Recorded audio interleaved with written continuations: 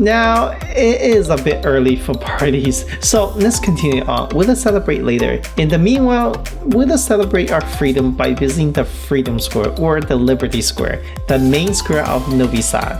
But let's start with a dose of sugar for under $1.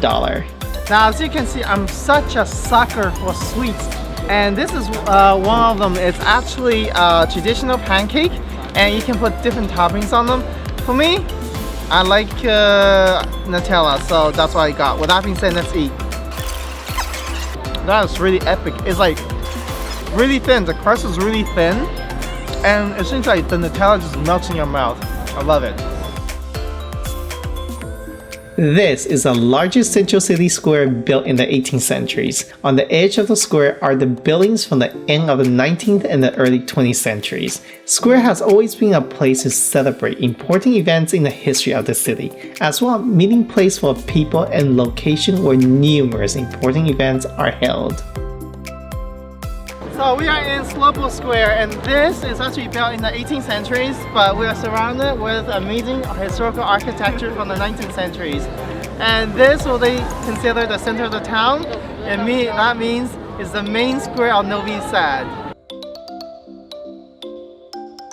On the west side of the square is a town hall built in 1895 in Neo-Renaissance style, designed by the architect George Maynard.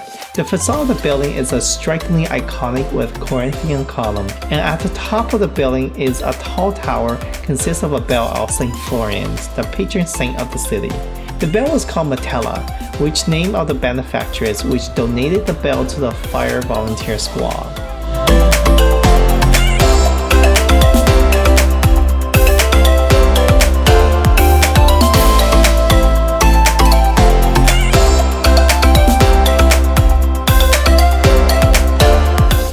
On the opposite side of the square is the largest Catholic church, the Name of the Mary, the home to a Catholic parish church in Novi Sad, dedicated to the feast of the Holy Name of Mary.